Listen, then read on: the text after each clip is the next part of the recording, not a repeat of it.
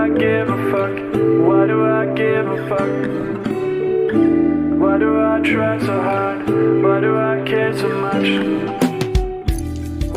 Welcome to Why Do I Give a Fuck? A cross-cultural conversation between myself, Diane Tate, and Johanna Thompson.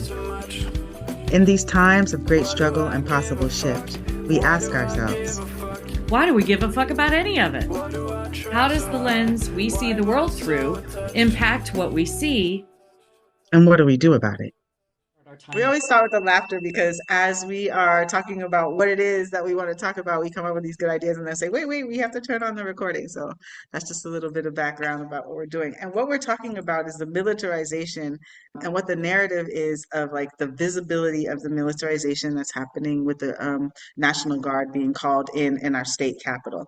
And what that looks like is if you can bring the military in on your own citizens, imagine what it is when your military power goes out side of your nation and starts wars with others. And so I think that there is like an underlying narrative that is being built up about the superpower of the United States military and to be thinking about us as a military power that you do not want to mess with, especially as we're being allies to what Israel is doing and to all of the harm that's happening in the other places that I don't have as much knowledge about. Yeah. Yeah, it's so interesting to me how this country has always glamorized the military. And if I think about my fiance now, I can say, and I have been watching this show documentary, I guess it's maybe just a couple of different, I don't know how many episodes, maybe 2 episodes, 2 hours long, called Sitting Bull on Hulu. And really just outlining the narrative and telling the story about how Sitting Bull and the tribal nations had to fight the white expansion of the settlers into their territory. And I think about the militias and I think about how this country has always used this military might to crush and destroy that which they want to eradicate so that they can take over. And I think about how when we meet someone who's been in the military, we've been trained, our first thing is to say, thank you for your Thank service. you for your service. Always. Yeah, man. And I believe in that because I believe that, we don't have a draft any longer. People are choosing to sign up, but and maybe not and it still feels icky to me to say thank you for your service because I am so against the military industrial complex. I don't, I mean, I understand that the history of this country, especially after the draft was over, this country created a set of circumstances where the poor and low income, low wealth folks were incentivized to go into the military because that was their way to get, the GI Bill and all of those things. That was their way of getting out of maybe a set of circumstances that they wanted to get out of and see the world. Certain people Right, benefited from right, this. right. Let's talk about that. Okay. Yeah, yeah. It was incentivized to people that didn't look like me, but also poor and No, people that more. did look like me. Okay. Hold Yeah. on. We're going to talk about that in a minute. We're going to roll that back. Okay. Finish what you were saying.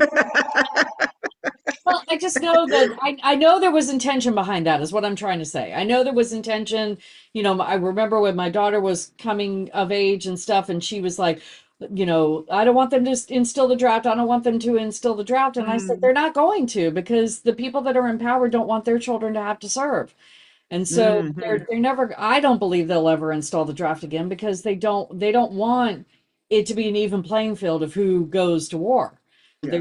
They're too into creating wars because wars are such big money makers. So if all of a sudden their kids and grandkids would have to serve, then that's going to change the whole playing field for them. So anyway, I'm rambling. I don't I don't know No, what you're else not to rambling. say. But this is an interesting conversation because I do want to talk about the military. I do want to talk about our being cultured to thank people for our service. I have a really, really, really, really good friend who is high up in the military, and I know some other people who have done the military. And it's an interesting thing for people who migrate to the United States, especially from this island, from Jamaica, and join the military as a means to be able to like have some financial stability and some sustainability with your citizenship in the United States, right? So Yeah. participating in the army.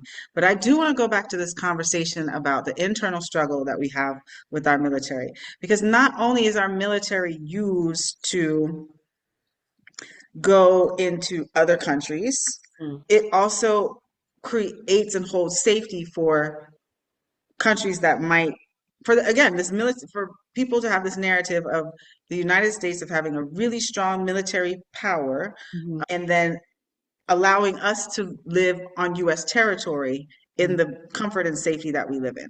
So like there is this internal struggle. Like as a female bodied human being, the priority that I live with is safety. Like that's my priority. Like Right. Okay. that's my first thought. Is like not love, it's not money, it's not none of that stuff. It's like how do I exist in this body, in this world, in Mhm. safety? And Right. so if we're thinking about the United States, as a feminine body thing, right? Wanting to have this very strong, and another metaphor that we're going into, wanting to have this really strong protective presence is very real. That is my thank you for this service. Thank Uh, you for this making it that when I am on US territory, I feel like I can go out in the streets. I'm not like the folks in Palestine right now who are trying to figure out where they're going to live because a bomb is dropping. I right. also on US territory don't ever think about a bomb dropping. You know what I mean? So which is why when a plane even goes into a building or something like that, it's so traumatic to all of us because we live in the privilege of protection when Yes. we're on US territory. So it's Yeah. very important to be thinking about the military in that space and not in the military as like a violent invader in other spaces. Hmm. And then not only is a violent invader in other spaces, when the US goes in, and I'm not sure how often this actually happens because the US is not really going to move unless there's some type of benefit to it, especially moving military power. But when the US goes into a country that may have even asked for our support or help to try to help stabilize the situation, I think that there is some really important utility in that. Again, creating safety and protection for the people that might not have those resources. Hmm. It's when we're going in and when we are supporting the level of violence and harm we see like a genocide, and folks know that they can move forward in a genocide because they have the backing of this super military power. Hmm. That's the ick. That's not, and I don't think that anybody who is serving, because I do appreciate all of the people who sacrifice themselves in that way. I don't think that anybody who is serving, I don't get the same narrative as we get as from other military powers that we know are creating the level of violence and harm. Mm. There's also something internally that is socially cultured in the United States with the social relationships that happen in the military, because I know that there's a lot of violence and harm that happens to people at different levels of the within the hierarchy, Yes.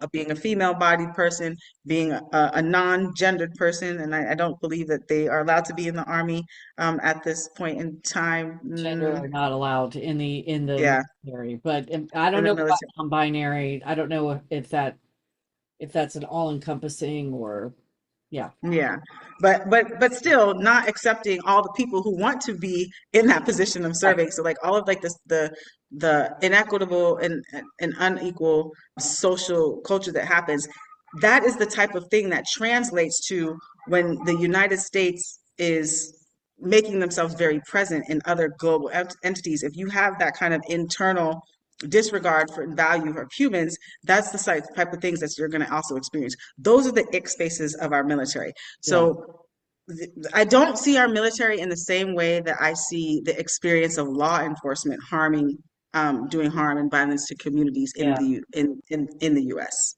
And so when Yeah. we think about our That's military, distinction. Yeah. it's a Important. really Because to hard me, road it's to hoe for ACAB me. all day long, and so Hmm. yeah, you're right. I'm probably conflating to an extent the military and our policing system here in the U.S. Yeah, there's two distinctions. And then I wanted to roll it back. So when we're talking about the benefits of participating in the military, when those bills and everything came out, the folks who actually benefited did look like you. And the Yeah. folks that didn't look like you didn't get all of those Right. benefits. Yes. Like Thank all you. of the Thank you. housing, all of the education, all of the health benefits and supports. Folks that are not who have participated in the US military throughout the history of the military, folks who are non-white struggle to have the same level of benefits as white identified humans in the military. And that's crazy because a soldier is supposed to be a soldier. You know what I mean? So like depending, it doesn't matter which economic background you come from, what ethnic identity you have. If you have joined the military, the understanding within the hierarchy is that you're a soldier and your ranking, your benefits come from how you're ranked, not the way that you look. But because the United States exists under racial hierarchies, you still get the same level of outcomes. So some people benefit. Again, what is your entry point into the system, into the machine? Some people benefit, but a majority of the people who really benefit from the US military do look like you. And I just want that to be clear as Yeah. we have our as Yes. we have Yeah. this No, discussion. you're right. Thank you for that pushback. I was on a roll and wasn't thinking about what I was saying. So, yeah, I mean, after World War II, black soldiers were coming home after serving and getting the tar beat out of them and sometimes killed just for wearing their uniform, because they Mhm. were coming back to such a racially charged and segregated situation, and they were not. They were not getting the housing. They were not getting the Not education. getting They couldn't go to the schools education, when there right? was entire communities, military communities and housing that was being built for soldiers. Yeah, So, yeah. and then women in the military have struggled Oh yeah, tremendously. They've struggled with violence. They've struggled with positionality. They've struggled with all kinds of things, and that is continuous to this day. And yeah. like I said, we can't even mention like the non gendered human being or people who Right. choose different genders outside of male and Yeah, female yeah, yeah. in the military. And a soldier is supposed to be a soldier. So like again, you have like you have one narrative, but then an actual experience, which is very real. Yeah, and then we add to that the fact that now our military, which we typically expect to be in other lands and in other places, asserting whatever power and dominion our administration deems appropriate at the time, are now on the streets of this country, are Of now the United States. in the United States, in some of our, right now in the capital. Pushing the white agenda. Can we just name the thing that is Oh yeah. happening? Oh yeah. Just Absolutely out pushing there the pushing the white agenda. They're pushing the white agenda on US territory because um, there is a shift in what the population looks like in the United States. They're pushing the white agenda globally whenever you're going to, and not only that, within white supremacy, within, how that proliferates to different, like all of these things, like US narrative and US culture is really being pushed across the world in the same way that England did it Yes. before. Yeah, this is not new. Um, There is a this is not playbook. new. There's a very specific playbook. I wonder. And we speak to the soft power that is also happening because like those are not the only contenders that are like in the playing field right now. You always have this large presence from Asia that is coming in and that Mhm. is building infrastructure and that is filtrating like economics in different countries and creating stability in a different way than this very oppressive, violent way that the United States always moves forward with. Do you think the narrative around the military industrial complex will change at all given that they are now being deployed in US cities? And if so, what do you think that looks And like? in what way are you asking that question? So I'm like as if you mhm, because we're talking about the narrative and how we feel about the U.S. military and and I think one of the things that sparked this conversation was you and I saying that that the world is used to seeing the U.S. take our military and put it into other people's other lands to places. do X, Y, and Z, and Mhm. now they are deploying them on our own streets against our own people. And I wonder what you think, if you have an opinion or a thought about how that might impact. I mean, I think you said at the outset that it would serve to make this country's military seem more powerful. But I wonder if it might have the opposite effect. I mean, it might be that some of what is driving the US military being deployed against its own people is to show this show of strength to the rest of of the. strength. But I wonder if that's going to backfire. I wonder if you think. Well, it's good. It's backfiring, right? Because there's more military presence in Washington, D.C., and then there's more U.S. citizens that are like, "What? No, we're not doing this. We're not doing this with ICE." And I I, don't. I guess I I'm have thinking not about the heard. people in the rest of the world. If you feel like the folks watching what's happening Mhm. on the streets in the US now, if it will impact the narrative about how the US is seen through everybody else's lens. Well, first of all, the U.S. is being witnessed as the tyrant that it is. Right, right. Right. So like that's I live on a whole in a whole different nation. I have conversations with people who come through here. And the Hmm. US is a big tyrant joke at this like we are not the US of the past that everybody wants to. It's like those are crazy. Y'all are crazy people over there over there. We don't know what's going on. To your point, empire is falling. Yeah, US empire is actually falling. It does not hold the same strength. It holds the same culture because people still are attracted to how accessible everything is to the right. US. And that's capitalism. Capitalism Yeah, still catches people because we like the stuff that we like, and yeah, capitalism provides yeah. us, supply and demand type of situation. But the way that the US is seen as coming in with some type of fair balance, I think that that has shifted. And I also think that the visibility of the military presence creates a militarized state. So the US is not being seen as a free nation, it's being seen as a militarized state at this point in time. So Yeah, democracy is being eroded because now it's a militarized state. yeah, And so citizens who want to exist in in their freedoms, in their own autonomy, having this type of like militarization is going to cause some pushback. We are seeing it already. We're seeing folks saying that they don't want the National Guard in because the National Guard is not coming to help with a disaster, which is when we do want them there. You know what I mean? We're not seeing them positioned in support of community. We're seeing them positioned in opposition of community. right. And then for the globe to be witnessing, for other nations to be witnessing, oh, if they're going to call their National Guard on other people, what can we imagine they're going to do to us if they Mhm, come across the waters to where we are? They're mhm. not going to have they're not having consideration of their own. We cannot expect them to have any consideration of us. So Yeah, there's not going to be a it's not going to be a welcome desire to play with the US. And I do think that that is the way that this administration likes to hand their cards. Don't play with us because yeah, we big and bad. yeah, We're tyrants. We like we don't care and we're big and bad. Um yeah, I hate that. I yeah. hate that. Like that's nothing that I want to be a part of or associated with in any way, shape, or form. Out. Yeah, yeah, Yeah. yeah.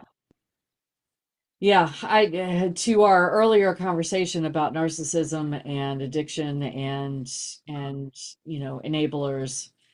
Um, Not that they care. I don't think they care at all about their image around the world, but that's what we mean to those that are listening about empire falling, or at least that's what I mean, is not necessarily it's the illusion. The US Mhm. has always had this illusion of being the hegemonic power, being the biggest and baddest on the block, and that's all falling. It's all eroding, as you were saying, because of what people are watching around the world, watching this latest iteration of what the US calls freedom, which you rightly titled as just the creation and the upholding of a white nationalist state.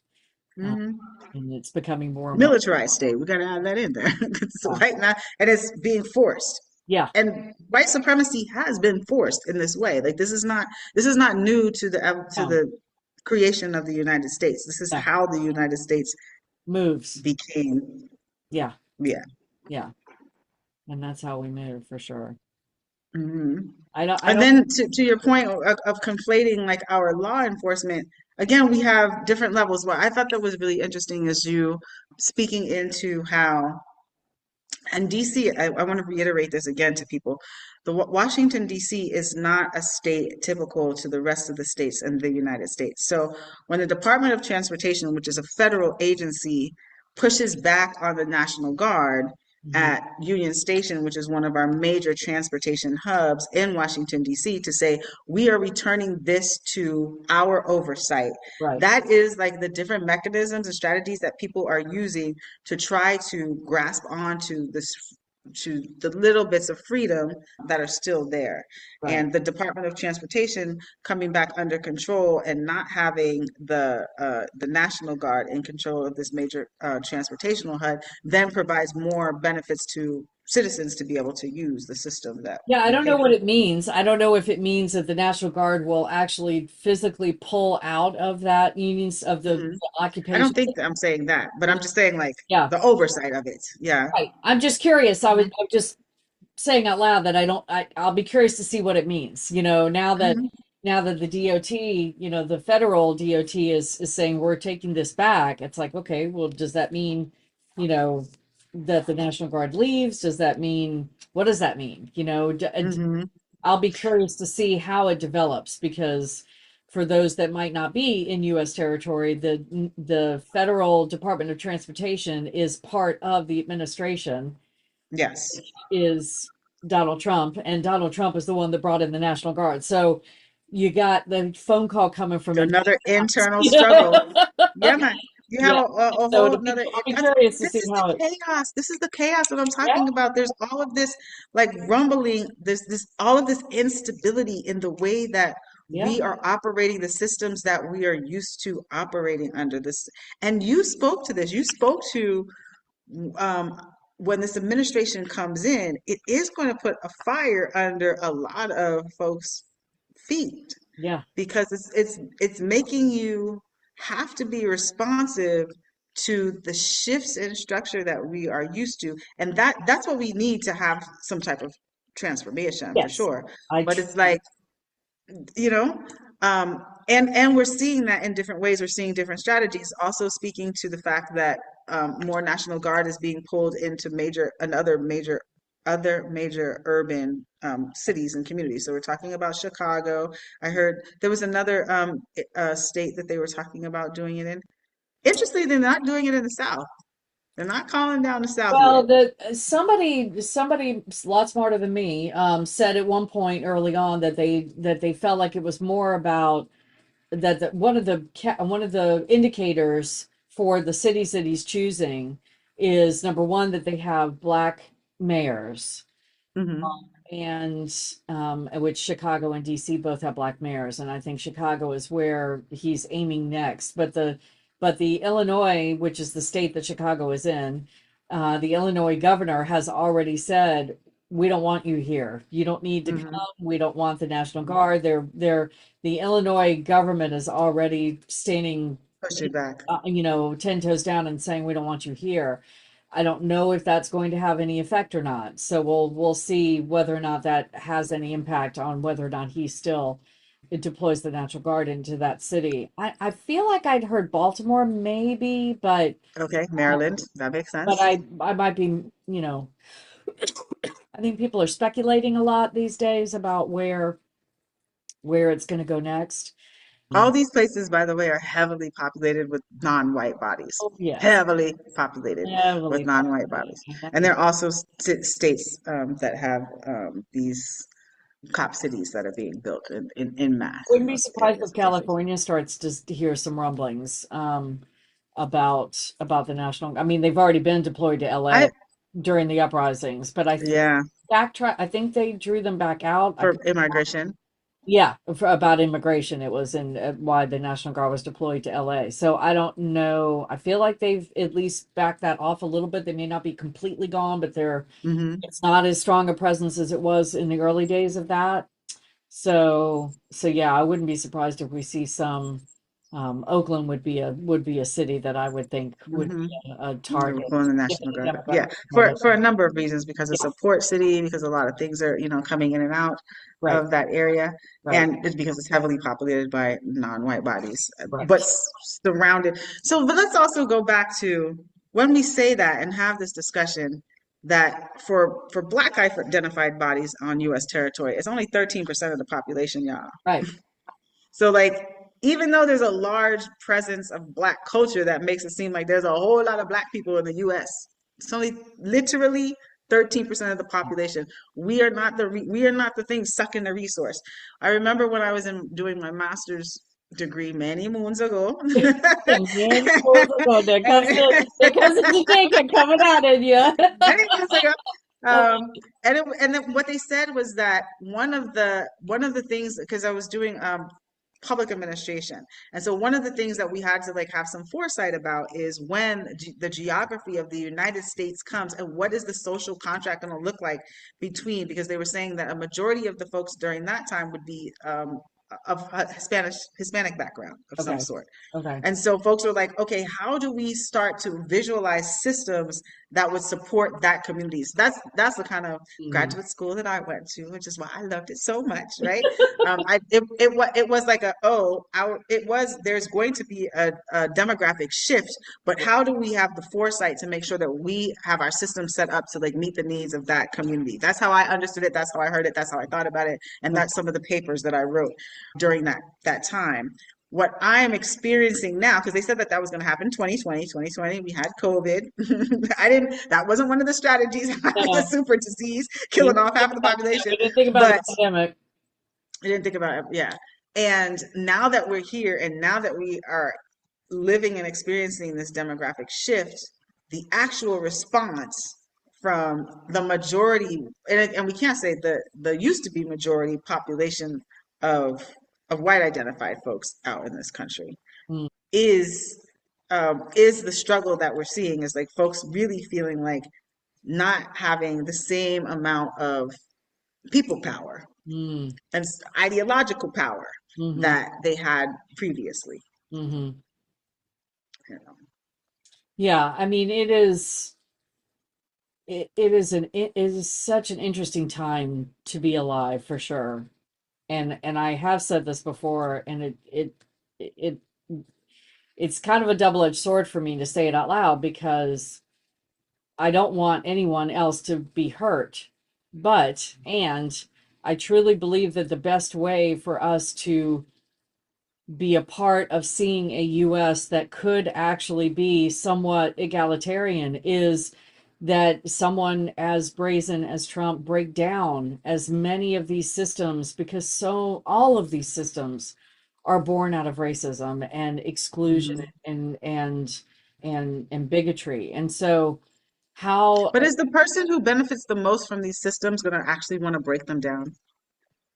no, of course not. That's the silver lining to his to the chaos that he brings, to that vibrational shaking that you're feeling, is the more he breaks down. I was saying this to somebody the other day. I'm projecting to like when and if we Hmm. can ever get him out of office. And I know that's a big if. But I'm projecting to Then I think that somebody is going to, well, how we say on this island, dead him. that would be him. No, not advocating violence, not advocating violence. But when and if he leaves, when and if he's no Mhm. longer in the position of power he's in, the more stuff that he breaks in the time that he's together, because again, we've talked about familiar and how, you know, the systems that we had in place before he came back into office the second time were death by a thousand cuts. They were still just as destructive, but it wasn't Mhm. small, but it wasn't as large feeling as it is now, as we see So him. what do you think? What do you think that he's breaking within our social structures Well, I mean, he's breaking the way our departments or are. the administration? Because it's not just he don't have that much power, so we're not going to give him that much power. No, He's sitting in a powerful position, but he has a whole bunch of people working with him. So what are these folks breaking? Well, I mean, I think they're breaking the access to even more so breaking the access to fair treatment. If not that we even had that. I mean, none of all of these things I'm saying were broken beforehand. I'm not saying they weren't, but there was Okay. an illusion that they worked. There was an illusion that the judicial Yes. system worked. There was an illusion that the healthcare access to healthcare worked. There was an illusion that access to social services worked. None of it did.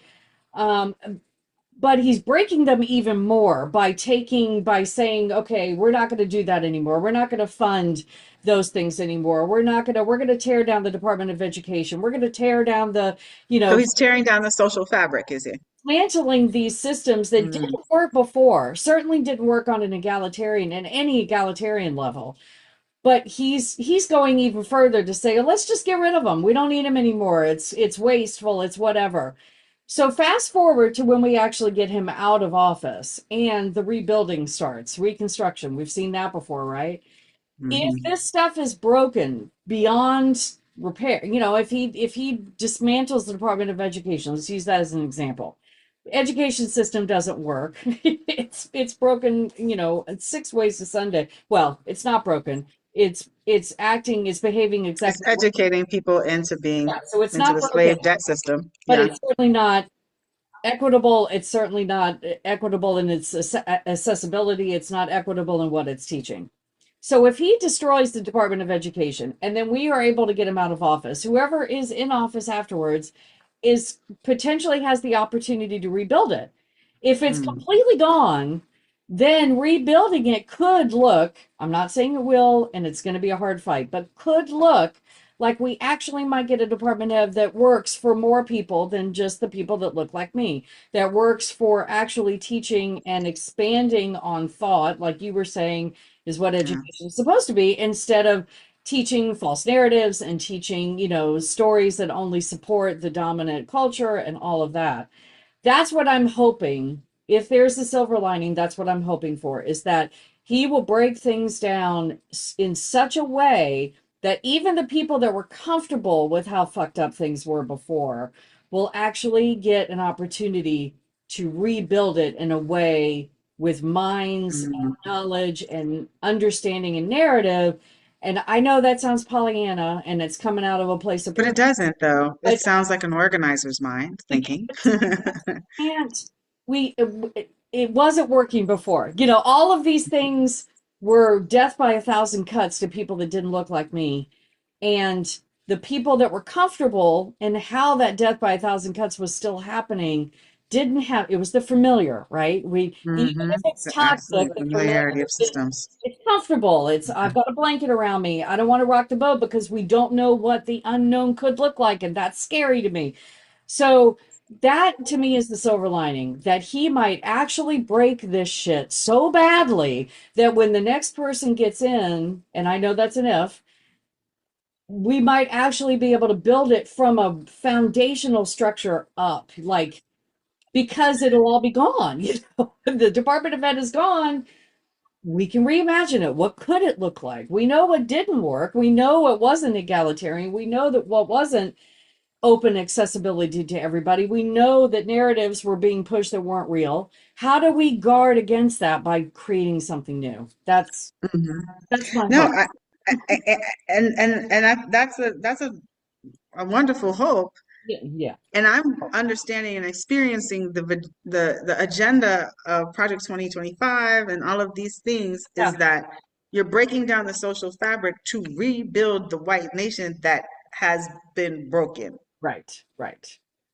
And you're not only doing that on U.S. territory, but like Israel and what's happened, Israel is doing it in Palestine as like the first model. And Right. now, okay, we see that there's not really going to be, we're going to allow this to happen Yeah, yeah, 700 plus days. yeah. And we're going to start us, we're going to start with the same model here on U.S. territory. And then if it's on U.S. territory, because the narrative that everyone holds as U.S. territory as being the superpower and having a strong dollar, not as strong as it's been, but stronger than other places, Right. a lot of other places. So the hope and the vision is that we're moving forward with this white nation, which means that Donald Trump could come out of office in his positionality and some other administration come in that will continue on That's with the where the strategy. uprising of the people It's maybe, going to be necessary. We're yeah, going to have strategy that just is counter or that shifts the way Project 2025. Because I don't even want to say counter. I want to say that shifts the way Project 2025, is continued. yeah, yeah, yeah. Yeah, the Project 2025 and the stuff that's being instituted because of that. That's the rebuilding right now. Yeah, And and we have to be aware of that. Like, yeah, we're not in a, oh, social fabric is being broken down, open space to like recreate. There is a specific strategy right. that is happening right now to break down social fabric and rebuild it as white nation because there are not as many white folks in the US as there used to be. There's now more a, a non or Hispanic identified humans, but there's also white Hispanics that benefit from white supremacy. So it's a real shifty shift Yeah. that No, I that appreciate that, that that it's we're not working through. just, it will be both and, that we will have to Hmm. be cognizant of what's been put in place and Yeah, the collective will to not of the only people make themselves. sure those measures are eradicated, but that Hmm. something more egalitarian is put in its place, is that's going to have to go hand in hand. It'll have to be a both and, not an either or. So, Yeah, and people got to still be in their knowledge base of what's going on mhm. to determine how it is that they are going to be existing under these strategies. I just have to say that when you slip into the Jamaican accent, it makes everything. I feel like I'm being schooled. I'm being schooled by Well, an ancestor it just that's happens. putting I it. don't know if it's like when a real passion comes out and it's just like I don't know why. I Oh, don't know why I'm on, but something. I love it. That's I when love I'm like, it. wait, hold on a second. I feel like that's like, oh, I gotta listen because here comes the patois. I want to hear it. Well, thank you, And Mike. that's funny because any Jamaican person be like, that's not patois. I know, I know, I know. Only to my USian ear because I know you, and so. But it's funny because I the understand. longer No, I you're know. in, the more it It slips comes. in. It Yeah, definitely comes in and out. It I comes in love and it. out. I love it. Well, be well, my One friend, love. and we will speak again another week. Yes, Oh, you know absolutely. what? I wanted to say Tell me. before we end, I was looking on the analytics of who's listening to our conversation. Yes, I love going over this roll Yes. call. And shout out to Texas. Okay, Texas is on the Shout out to record. Texas. You know, for the longest time, looking at these analytics in the US, Mm, California, Florida, and Connecticut have been the highest states of listeners. And I think that's largely because you have people in California, you moved yeah, man. to Jamaica from Florida, and I live in Connecticut. So, and South Carolina was, you know, because some of my peeps in South Carolina are listening. But those were Mhm. usually the states that were the highest listenership. And Texas is creeping Texas up. want to So know why, I want man. to say shout out to Texas. Why free See Texas? How are you. We're you? glad you're listening because, We love man, the South. We Texas. love the South because we know what happens in the South is a model for what happens in the United States. So That is true. that is That is interesting. true. So I got to say shout out to Texas. So just wanted to Yeah, share that little tidbit. So for all those that are nice. listening out there, we love you. We're glad Love you're to hear it. All right, Bye, signing my off. Talk to friend. you soon. Bless on. Why do I give a fuck? Why do Thanks I for give joining a us. fuck? Until next time, Why as you do I move try throughout so your hard? day, Why am I continue to so ask yourself, attached? Why do I give a Why fuck? Do I Give a Fuck is produced in collaboration with Johanna and Diane. Music by Norwegian musician Water. See you next time.